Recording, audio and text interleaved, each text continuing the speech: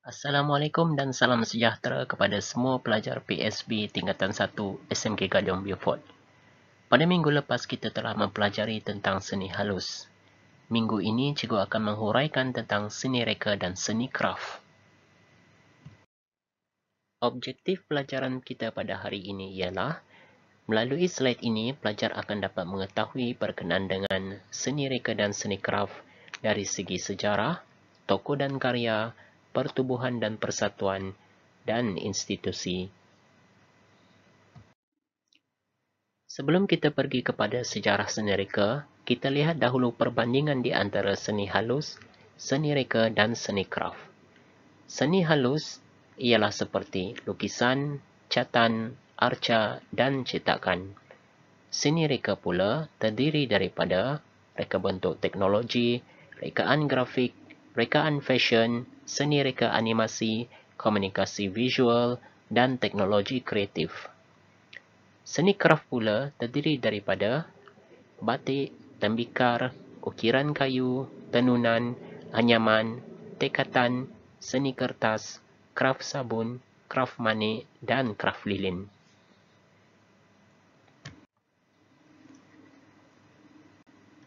Seni reka merupakan cabang seni yang agak muda ataupun baru berbanding dengan seni halus dan seni kraft.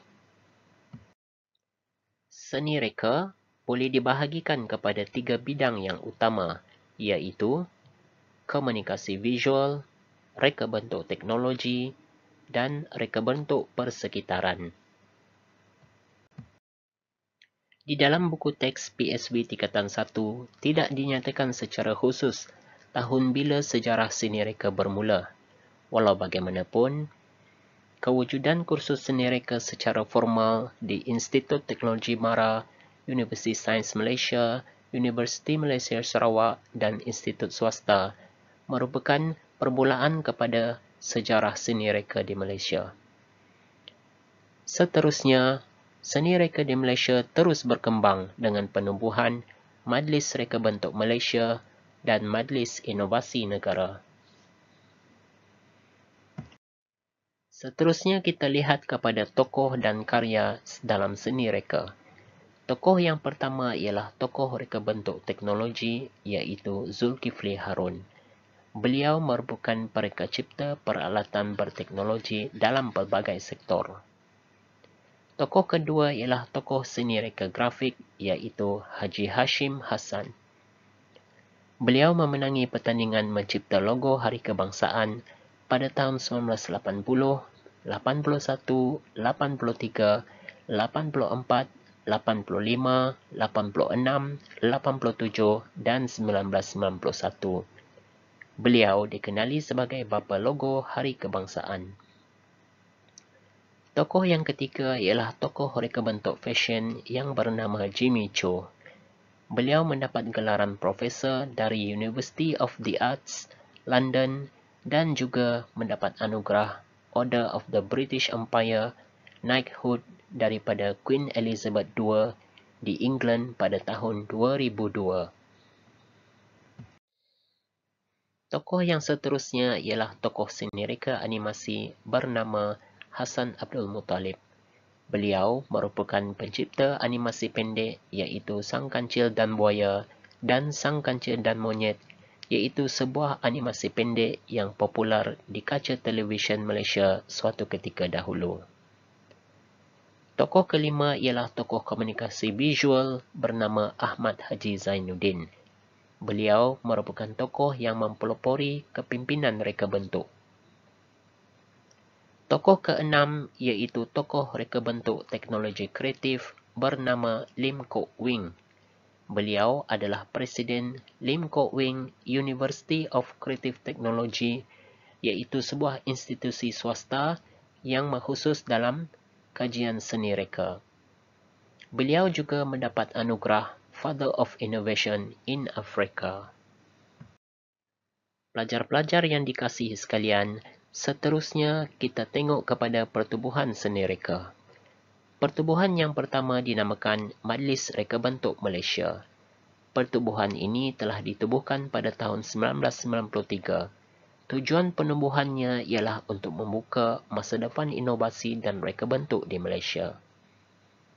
Pertubuhan yang kedua pula bernama Majlis Inovasi Negara, ditubuhkan dengan rasminya pada tahun 2007. Ditubuhkan bertujuan untuk membentuk dan melaksanakan agenda inovasi negara yang lebih mantap. Agensi ini berada di bawah seliaan MOSTI ataupun Kementerian Sains, Teknologi dan Inovasi. Slide seterusnya menerangkan tentang Pusat Pengajian Seni Reka ataupun institusi.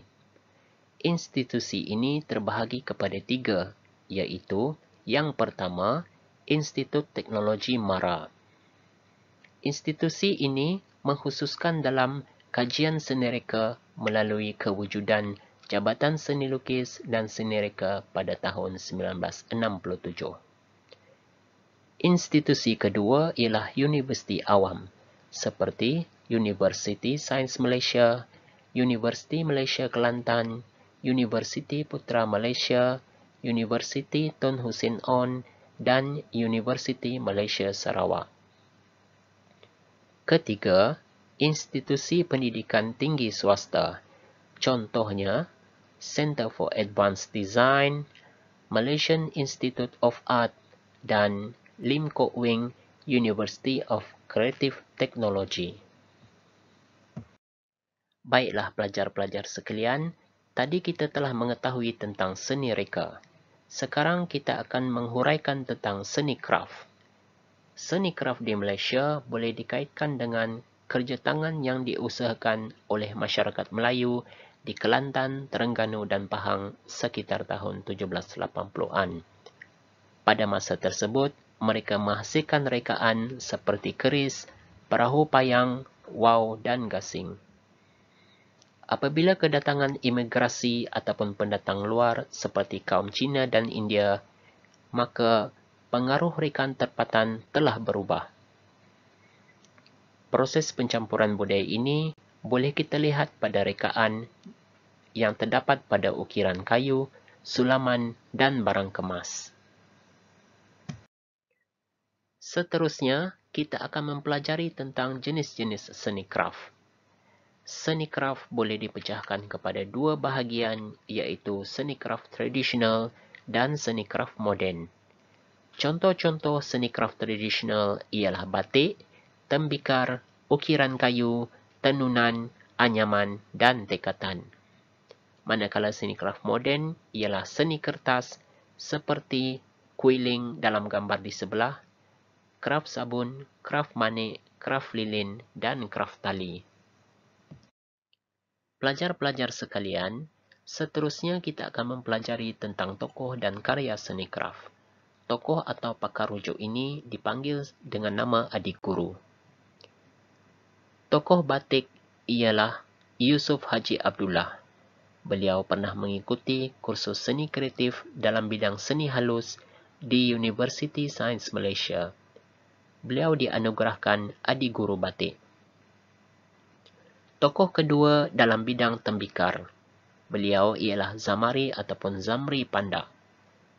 Beliau memperoleh kemahiran daripada datuknya dalam pembuatan tembikar.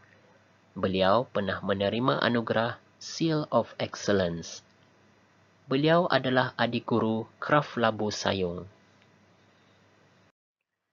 Tokoh ketiga ialah tokoh dalam bidang ukiran kayu. Beliau bernama Haji Abdul Rahman Long. Beliau mewarisi kemahiran ini daripada ayah dan datuknya. Haji Abdul Rahman Long merupakan pakar dalam ukiran kayu tradisional dan penghasilan sarung serta hulu untuk senjata Melayu seperti keris. Hasil karyanya menghiasi Bank Negara dan Istana Negara. Tokoh yang keempat, juga dalam bidang ukiran kayu, ialah Nurhaiza Nordin. Beliau mengikuti latihan ukiran kayu dengan 4 orang tokoh pengukir tersohor negara. Beliau dianugerahkan adik guru kraft ukiran seni halus. Tokoh seterusnya ialah tokoh dalam bidang tenunan. Beliau bernama Hajah Habibah Zikri. Hajah Habibah mendapat pendidikan di Institut Teknologi Mara dalam jurusan tekstil. Beliau dianugerahkan Adi Guru Kraf Songket dan tokoh kraf negara.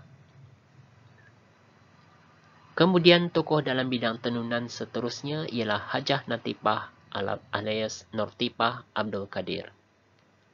Beliau mewarisi kemahiran menenun daripada keluarganya. Beliau dianugerahkan Adi Guru Kraf Tenun Pahang Diraja. Tokoh ketujuh ialah dalam bidang anyaman. Beliau bernama Aminah Haji Ahmad. Beliau mewarisi kemahiran menganyam daripada keluarganya. Beliau pernah dianugerahi sebagai Adi Guru Kraf Anyaman Rombong. Tokoh anyaman seterusnya ialah Ishak Kasim. Beliau mengikuti latihan jangka pendek anyaman rotan anjuran kraf tangan Malaysia. Beliau telah dianugerahkan sebagai Adi Guru Kraf Anyaman Rotan pada tahun 2011. Tokoh seterusnya ialah dalam bidang tekatan. Beliau bernama Hajah Azizah Muhammad Yusof. Beliau mewarisi kemahiran tekatan ini daripada ibunya dan beliau dianugerahkan sebagai Adi Guru Kraf Tekatan. Tokoh yang terakhir dalam bidang tekatan ialah Ainatisha Bilaldin. Beliau mempelajari seni tekad daripada ibu dan neneknya. Beliau telah dianugerahi sebagai Adi Guru Kraf Tekatan. Pelajar-pelajar sekalian, secara ringkasnya, kita boleh mendapati bahawa tokoh-tokoh ini mewarisi ataupun mendapat kemahiran daripada keluarga mereka masing-masing ataupun melalui melanjutkan pelajaran ke Institut Seni Kraf yang sedia ada. Slide seterusnya menerangkan tentang institusi seni kraf. Institusi ini berfungsi untuk membangunkan seni kraf di Malaysia. Institusi yang pertama dinamakan Perbadanan Kemajuan Kraf Malaysia. Telah ditubuhkan pada 1 Oktober 1979 dengan peranan untuk memelihara dan melindungi warisan kraf negara. Institusi kedua dinamakan Institut Kraf Negara. Ditubuhkan pada bulan Ogos 2001 dengan peranan untuk melahirkan modal insan yang berkemahiran, berilmu pengetahuan, menguasai teknologi dan peka terhadap warisan kraf. Baiklah pelajar-pelajar, kita telah sampai kepada penghujung kelas PDPC kita pada hari ini. Kesimpulan pelajaran kita, pelajar boleh mempelajari berkenaan dengan seni reka dan seni kraf dari segi sejarah, tokoh dan karya, pertubuhan dan institusi. Cikgu harap agar semua pelajar dapat memahami topik pelajaran kita pada hari ini. Jika ada yang mereka tidak faham, pelajar boleh PM ataupun mesej cikgu secara personal. Bagi menguji kemahiran pelajar, cikgu sudah sediakan soalan bagi topik ini. Pelajar boleh jawab soalan tersebut dalam URL ataupun alamat yang boleh ditemui dalam kotak merah dalam slide ini. Selepas menjawab, pelajar perlu screenshot ataupun gambar skor atau markah mereka dan hantarkan kepada cikgu untuk tujuan rekod. Selamat menjawab. Baiklah, itu saja topik yang kita pelajari pada hari ini.